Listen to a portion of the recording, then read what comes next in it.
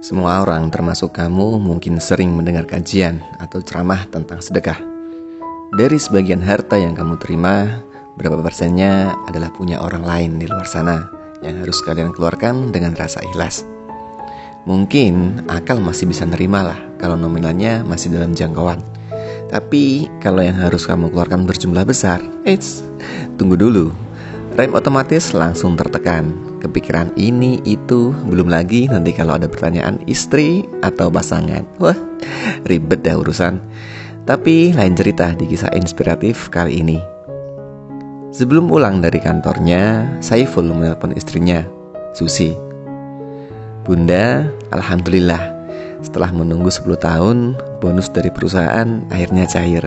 Nilainya 300 juta. Susi yang mendengar hal tersebut langsung mengucap syukur. Alhamdulillah, akhirnya cair juga ya. Semoga menjadi rezeki yang barokah. Amin. Beberapa bulan terakhir, mereka berdua sudah berangan-angan kalau bonus dari perusahaan itu turun, mereka akan menggunakannya untuk membeli mobil bagi keluarga kecil mereka.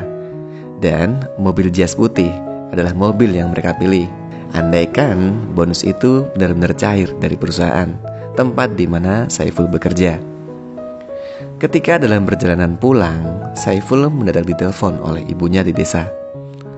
Ful, kamu ada tabungan nak? Kamu masih ingat Pak Yono nak? Teman usaha almarhum ayah dulu. Barusan Pak Yono ke rumah nak. Ternyata almarhum ayah punya hutang yang sangat besar, 170 juta nak.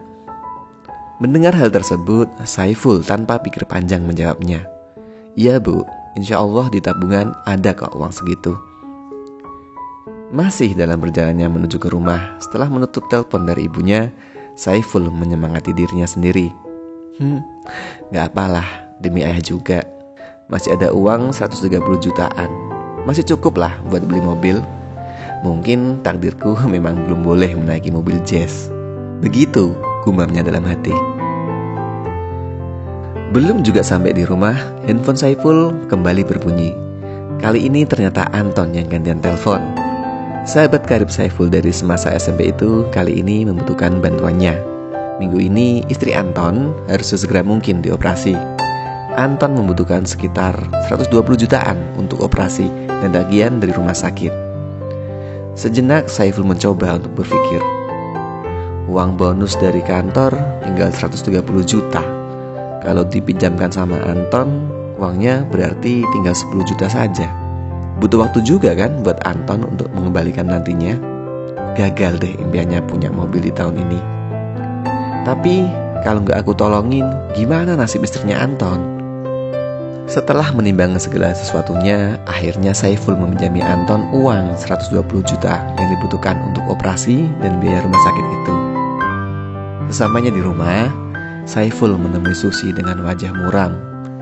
Sang istri kemudian menanyainya, "Loh, suami tercinta, ayah kenapa? Ada masalah apa ya? Gak biasanya loh ayah pulang dari kantor cemberut kayak gini."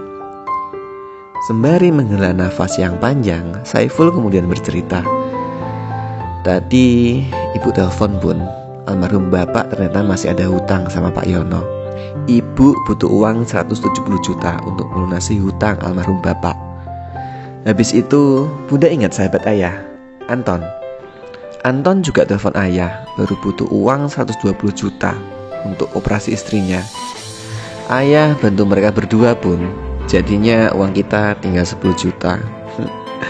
Maaf ya bunda, untuk tahun ini sepertinya kita belum jadi beli mobil impian kita." Mendengar hal itu, Susi tersenyum.